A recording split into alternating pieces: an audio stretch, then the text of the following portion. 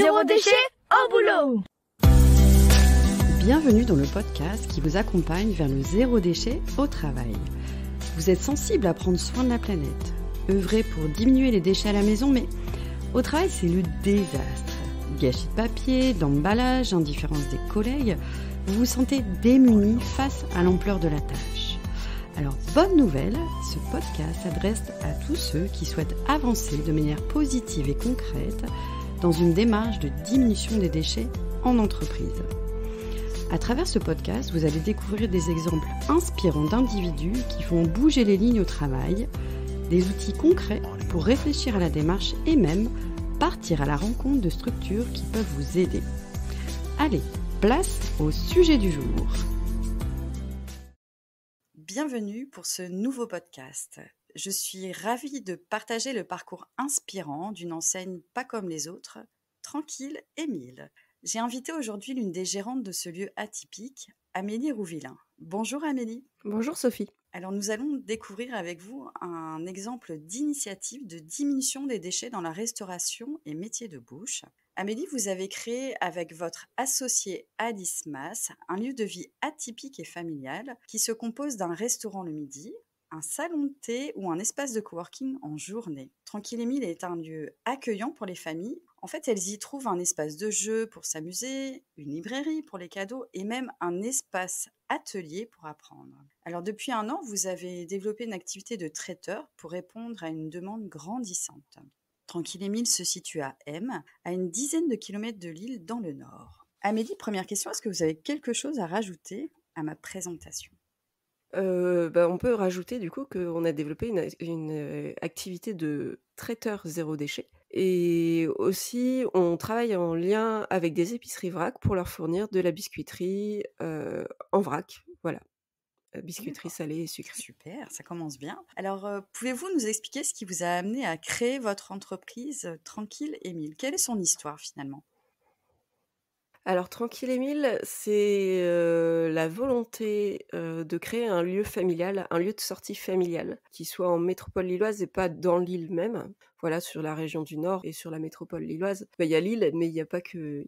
Tout le monde n'habite pas dans Lille, donc on voulait aussi permettre aux gens qui habitent en dehors de Lille d'accéder facilement à un lieu de sortie. Familial, donc pour pouvoir y aller avec ses enfants, avec ses grands-parents aussi, hein, c'est un lieu intergénérationnel. Voilà, et puis alors donc à partir de cette idée de base, on s'est dit qu'est-ce qu'on y met dans ce lieu ? Demander ce que toutes les générations aiment. Toutes les générations aiment manger. Donc puis nous on aime bien manger aussi, donc c'était voilà, donc on est parti d'abord sur le salon de thé, puis avec le local qu'on a trouvé, on s'est dit il y a la place pour faire de la restauration aussi, donc on est parti sur de la restauration. Il y avait 2 points qui étaient importants pour nous, c'était la création de lien social. On recrée du lien dans la famille, mais aussi on recrée du lien entre les gens, entre les familles. C'est pour ça qu'on y a ajouté l'espace d'atelier. C'est pour ça qu'on est ouvert toute la journée, qu'on propose aux gens de venir coworker sur place. Et c'est pour ça qu'il y a un espace de jeu aussi pour les enfants. Enfin, il y a beaucoup de liens qui se créent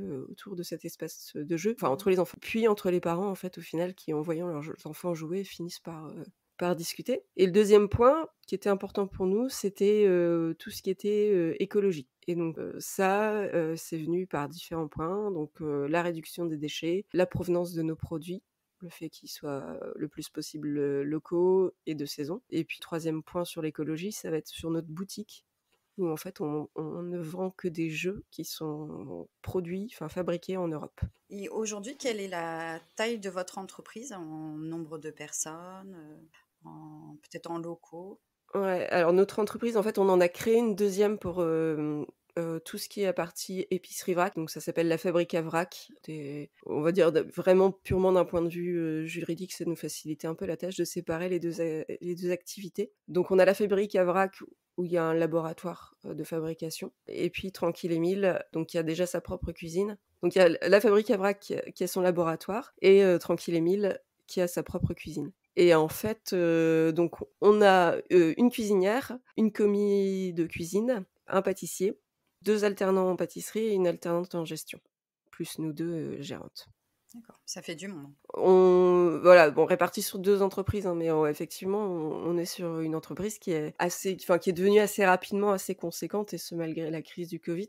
Mais parce qu'on a étendu énormément aussi notre activité. Parce que, par exemple, l'activité traiteur, l'activité, biscuiterie vrac sont venus s'ajouter, liés au covid, hein, purement liés au covid. Un peu comme un contre-pied à la crise, de se dire: «Bon, bah, qu'est-ce qu'on peut plus faire venir les clients chez nous, qu'est-ce qu'on fait pour, maintenir une activité économique qui corresponde toujours à nos valeurs?»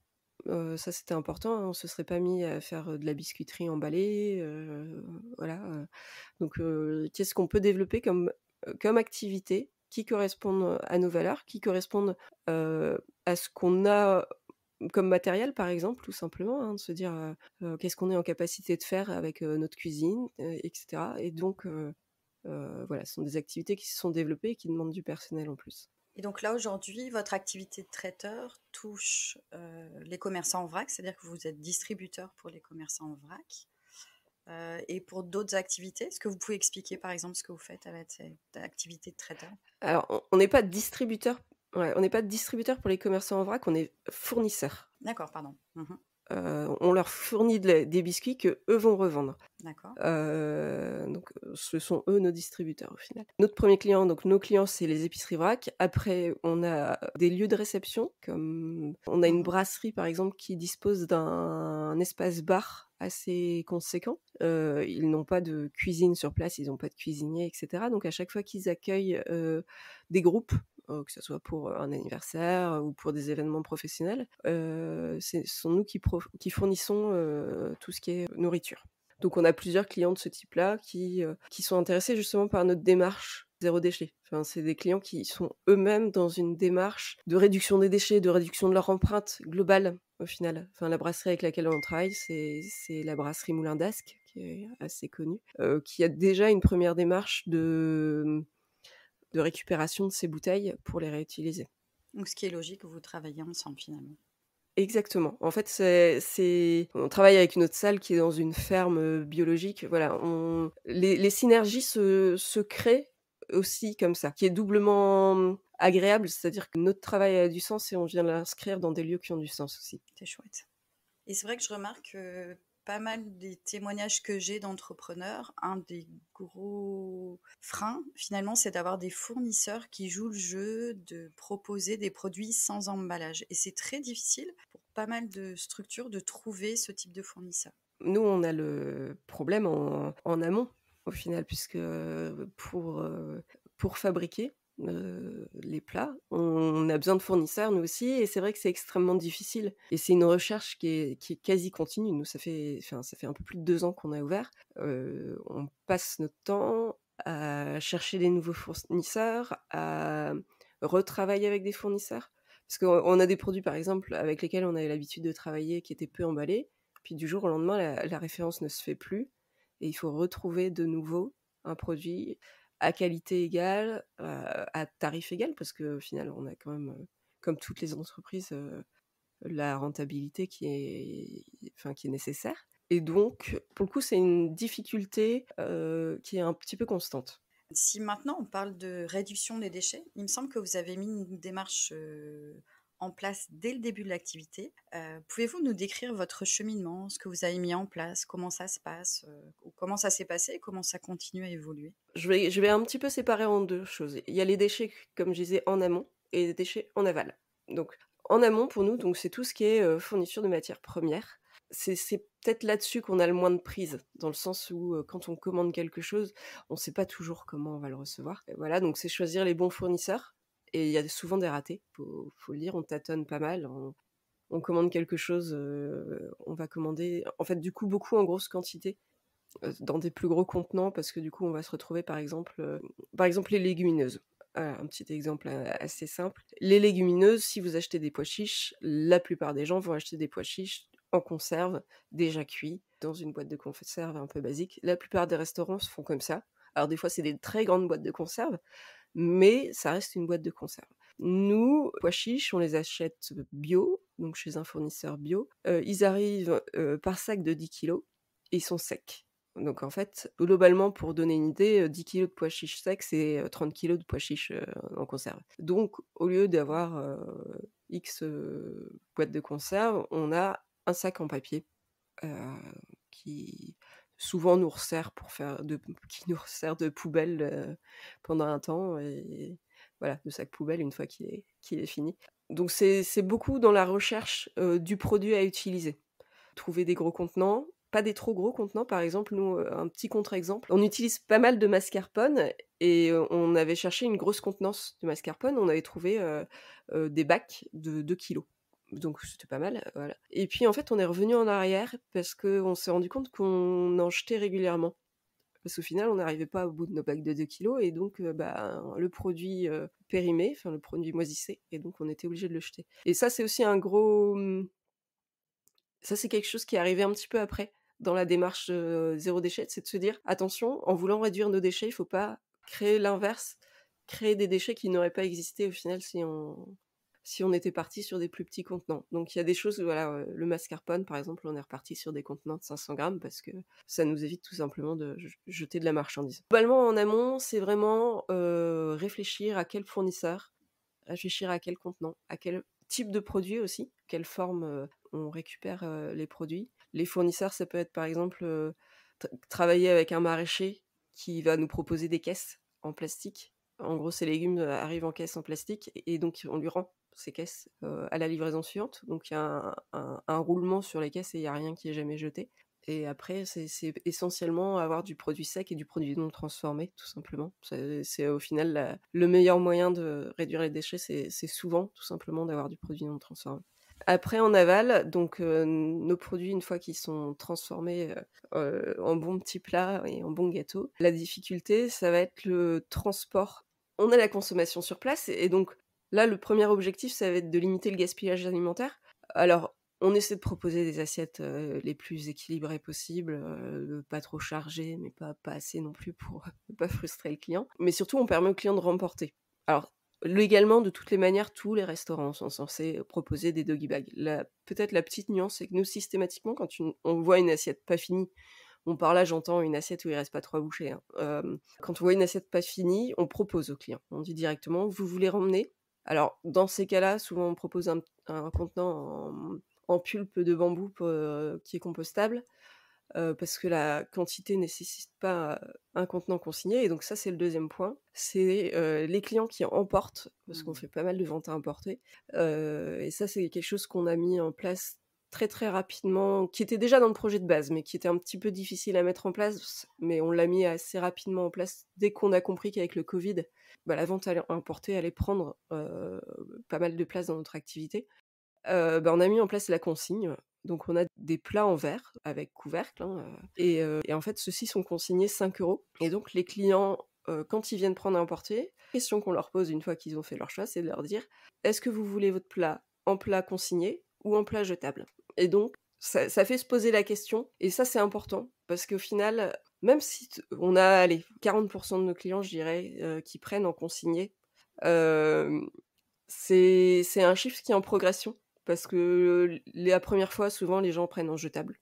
Parce que tout simplement, ils connaissent pas, ils veulent goûter, ils disent que peut-être ils reviendront pas. Voilà. Sauf s'ils connaissent d'avance, ils savent notre démarche zéro déchet déjà d'avance, mais sinon, ils prennent en jetable. Et puis, en fait, ils reviennent. Alors, il y en a certains, il leur faut 2, 3, 4 fois avant de finir par passer sur du consigné. Et alors, aussi, il y a aussi des gens qui se disent: le jetable, c'est ma solution de démarrage, mais le consigné, bof, parce que je me fais pas trop confiance sur le fait de rendre mes consignes. Et du coup, ils viennent avec leur contenant, tout simplement. Et donc ça, c'est un deuxième effet qui se coule, on va dire. C'est que les gens commencent à rentrer dans leur démarche, de se dire: je vais chez Tranquille Émile, je prends mon contenant. Et ça, je pense que c'est important parce que peut-être que grâce à un commerce comme le nôtre, ce contenant qu'ils prennent l'habitude d'emmener, ils vont peut-être prendre l'habitude de l'emmener ailleurs aussi. Et dans un autre restaurant, dans un autre commerce. Voilà. Ouais, finalement, c'est un axe de sensibilisation.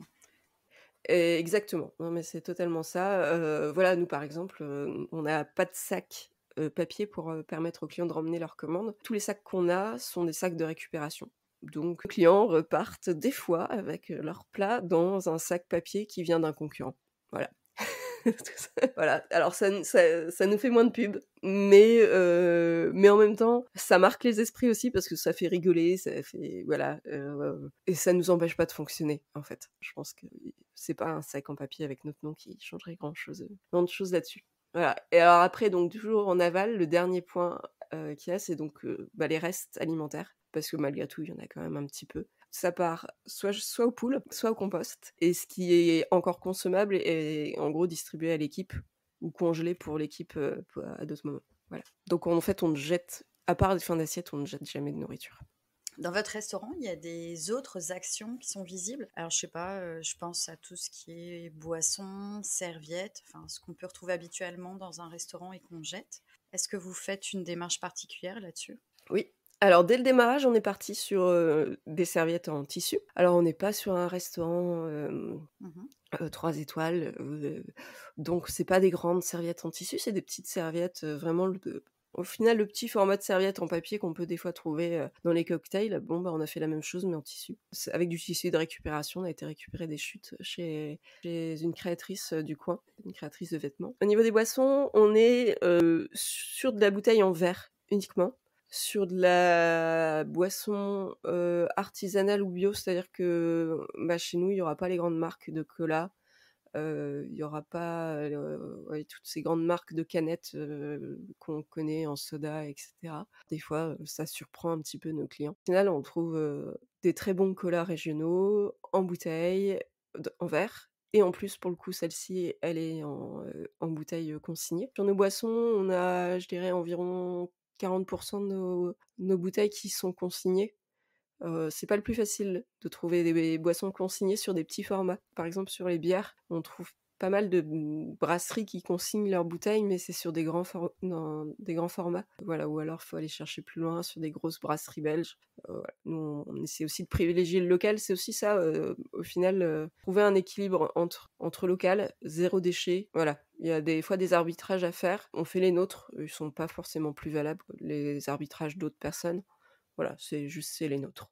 Voilà. En décoration, on réutilise des bouteilles. On a réutilisé des bouteilles pour faire des vases dans lesquels on met des fleurs séchées pour éviter de faire mourir des fleurs. Parce qu'en plus, voilà, on n'a pas la main verte en plus, donc voilà, nos plantes sont des cactus parce que parce que c'était le meilleur moyen de les faire survivre. Pareil pour les salières, c'est de la récupération, c'est des petits pots, des mini pots de confiture là qu'on trouve dans les hôtels, et dont on a percé le couvercle. Voilà, c'est essayer de réutiliser au maximum dans la globalité, dans nos assiettes par exemple, c'est de la récupération. C'est du seconde main, tout simplement. Il y a ce côté-là de pas créer de déchets supplémentaires aussi, de faire avec ce qui existe. Voilà, quand nous on a créé la cuisine, enfin là vraiment purement la cuisine, on a d'abord regardé, sur Le Bon Coin et d'autres sites de seconde main pour essayer de trouver, le plus possible d'éléments de seconde main pour éviter de recréer du produit, etc. Et de prélever à nouveau les ressources de la planète qui sont si précieuses. C'est ça, exactement. Et puis déjà les ressources, et puis c'est des produits, s'ils trouvaient pas preneur, ils auraient peut-être fini dans une décharge. Il y a des choses pour lesquelles c'était plus ou moins valable, dans le sens où le produit a fini par rendre l'âme au bout de 2 ans, etc. Mais en fait, on se rend compte aussi que sur du produit neuf, on a des problèmes, on a des pannes qui sont parfois pas réparables, parce que le produit ne permet pas. Et ça, pour beaucoup, c'est vraiment une deuxième démarche dans le zéro déchet. C'est vraiment de réparer l'électroménager, les produits. Enfin, on est devenus des as du bricolage, parce que non, mais c'est vrai. Enfin, moi, j'ai réparé la plonge après que 3 réparateurs enfin notre plonge, c'est-à-dire notre lave-vaisselle professionnelle. On a eu 3 réparateurs qui sont passés dessus, qui nous ont fait changer des pièces, et puis ça marchait toujours pas. Et puis au final, en creusant un peu le truc, c'était juste du nettoyage d'une pièce en particulier qu'il fallait aller. On est dans une région avec de l'eau très calcaire, et malheureusement ça abîme tout ce qui est électroménager. Et c'est vraiment important en fait de se pencher. Enfin, moi je trouve que j'y gagne de me pencher sur comment fonctionnent mes appareils. Voilà, peut-être pas professionnellement, mais j'y gagne dans mon intellect aussi, de me dire maintenant je me sens pas désarmée quand mon lave-vaisselle tombe en panne, je me sens pas désarmée quand tel truc tombe en panne. Je sais qu'il faut que je démonte, que je prenne mon tournevis et que je fonce pour démonter. Voilà. Donc ça fait à peu près 2 ans et demi que votre activité a vu le jour. Aujourd'hui, avec le recul, quels bénéfices constatez-vous à avoir mis en place cette démarche de réduction des déchets? Qu'est-ce qu'elle vous apporte? Moi, je pense que financièrement, on y gagne déjà. Mhm. Pour parler un petit peu du nerf de la guerre des entreprises, c'est que financièrement, je pense qu'on y gagne. Déjà parce que on gâche moins, tout simplement. En ayant vraiment ça en tête, on jette beaucoup moins que beaucoup de restos et donc à partir du moment où on gâche moins, on perd moins d'argent. Je suis pas certaine qu'on y gagne par contre sur le coût des matières premières. Parce que c'est pas forcément. Enfin, souvent, c'est le préconçu qu'on a sur l'idée que si c'est emballé en plus gros, c'est moins cher, mais en réalité, pas forcément. Mais vraiment, on gagne sur le fait de pas jeter. Voilà, on gagne sur le fait que quand on vend en contenant consigné, on achète moins de contenants jetables, donc on y gagne un petit peu aussi, même si le prix est faible. Et après, il y a tout le bénéfice que je qualifierais de petit plus. Enfin, le petit bénéfice qu'on n'aurait pas imaginé avant, c'est globalement l'échange avec les clients et avec les fournisseurs. C'est-à-dire que en ayant cette démarche zéro déchet, c'est un peu comme tout à l'heure quand je disais qu'on avait nos clients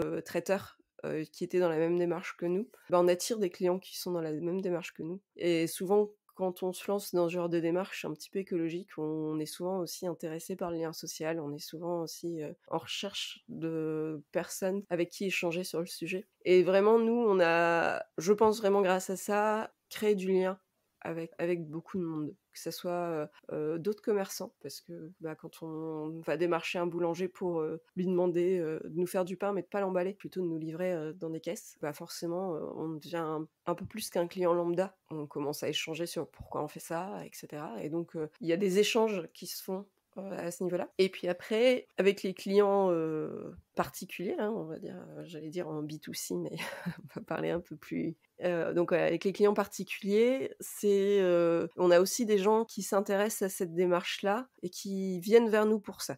Donc du coup, il y a beaucoup de questions qui nous sont posées à ce sujet-là, il y a des réactions, etc. Et qu'on a les clients qui nous ressemblent, du coup, il y a du lien qui se crée entre les clients, puisque on va parler d'un truc. Le cas typique, c'est le client qui arrive et qui dit « Ah mince, j'ai oublié ma consigne ». Et le client derrière qui fait « Ah, moi j'ai trouvé le truc pour pas oublier ma consigne ». Et du coup, il y a des échanges qui se font, il y a des interactions. Alors nous, on met aussi beaucoup d'humour dans notre communication, mais aussi dans notre façon d'être avec nos clients, tant parce qu'on est comme ça. Et du coup, ça rigole autour du sujet. Et en même temps que ça rigole, voilà, il y a des échanges intéressants qui se créent. Et je pense que ça, pour le coup, ça n'a pas de prix. Et je me sens moins comme une distributrice de plats, mais plus comme quelqu'un qui fait partie d'une communauté citoyenne et qui fait bouger un petit peu cette communauté-là. Waouh! Finalement, se dire que le zéro déchet est sous le signe du lien social et de la joie, moi je trouve ça chouette d'entendre ça, ça me plaît. Pour le coup, c'est vraiment quelque chose qu'on voit derrière. Voilà. Et ce qui nous permet, par exemple, de organiser après des ateliers ou des cafés citoyens sur des sujets comme le zéro déchet ou le vélo, des choses comme ça. Tout à l'heure, vous aviez évoqué quelques difficultés sur le zéro déchet, notamment que vos fournisseurs, c'était pas toujours évident de savoir dans quel contenant vous allez être livré, etc. Est-ce que vous rencontrez d'autres difficultés ou des freins liés au zéro déchet dans le cas de votre structure, de vos structures d'ailleurs? Un frein, peut-être, ça serait la place. C'est-à-dire que des contenants en verre en grande quantité, parce qu'on ne sait pas... on ne sait jamais quand les clients vont nous les rendre. Et deux, des fois, on peut avoir des commandes pour 150 personnes, et donc ils font 50, voire 300 contenants. Donc il faut de la place pour stocker. Clairement, nous, on a quand même de la chance d'avoir un grand espace de stockage. Voilà, si on avait un tout petit espace de stockage, au tout démarrage, quand notre espace de stockage n'était pas bien finalisé et équipé d'étagères, j'ai stocké beaucoup de choses dans ma cave personnelle.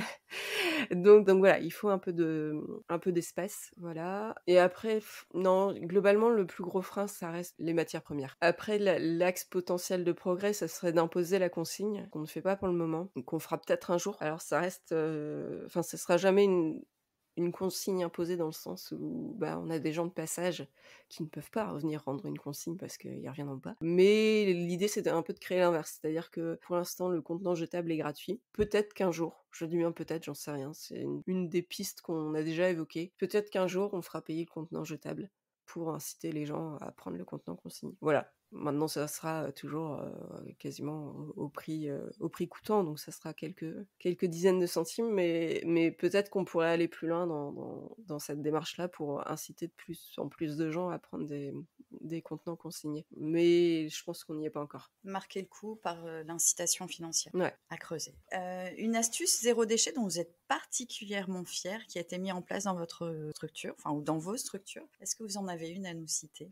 Bah, en tout cas, moi la consigne, j'en suis particulièrement fière. Parce que c'était un pari qui était pas simple.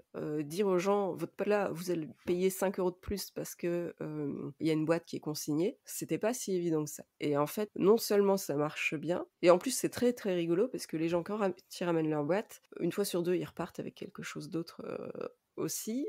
Alors soit ils repartent avec quelque chose d'autre, mais ils ont pensé à ramener leur propre boîte et du coup ils ne repayent pas de consigne. Et donc en fait, avec le remboursement des consignes, ils payent quasiment, rien, leur nouvelle consommation. Soit ils consomment sur place, et c'est vrai que des fois ça nous est déjà arrivé, de rembourser quelqu'un qui venait de consommer, de rendre de l'argent à quelqu'un qui venait de consommer, en disant: «Bah, aujourd'hui votre consommation, bah, vous a coûté, moins 2 €». C'est aussi un petit plaisir, en fait, les gens, pour un truc qu'ils ont déjà payé avant, bah, il y a ce petit côté un petit peu drôle de se dire: «Ah bah, en fait, aujourd'hui, on a consommé gratuitement». Et je pense qu'on n'imaginait pas que ça prendrait autant. On n'imaginait pas qu'il y ait autant de monde qui prennent les consignes. Et vous avez été aussi innovante parce que vos boîtes sont quand même... Donc il y a des plats en verre. Si des personnes viennent chercher des gâteaux, vous proposez... Comment ça se passe d'ailleurs pour les gâteaux?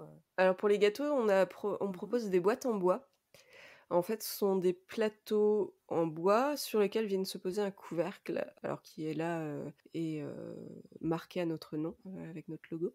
Voilà, c'est très bonne réaction là-dessus. Alors ça nous oblige à utiliser une feuille papier sous le gâteau quand même pour, ne pas, salir le fond de la boîte. Mais on a vraiment des très, très bons retours là-dessus parce qu'en plus d'être écologique, c'est joli. Donc contrairement à la boîte en carton qu'on va poser sur la table et cetera, ou bien où il va falloir en sortir le gâteau, on se galère, on déchire la boîte, il faut trouver le plat. Là, en fait, on peut servir directement sur le plateau et ça fait toujours son effet. On s'en sert aussi de ces plateaux pour tout ce qui est prestation traiteur, tout ce qui est mise en bouche, mignardise aussi. En fait, ce qui est sympa, c'est qu'on allie l'esthétique pratique. C'est pareil pour tout ce qui est verrine. On a un peu l'habitude d'avoir les verrines en plastique. Même si c'est des plastiques un peu épais, on se dit, ouais, on pourrait s'en resservir. Nous, on est parti directement sur des verrines en verre. Et ça apporte une petite touche esthétique qui est quand même vraiment pas désagréable. Et peut-être que vous êtes choisi pour ça aussi, pour cette approche zéro déchet qui peut toucher vos clients traiteurs qui veulent faire cet effort-là.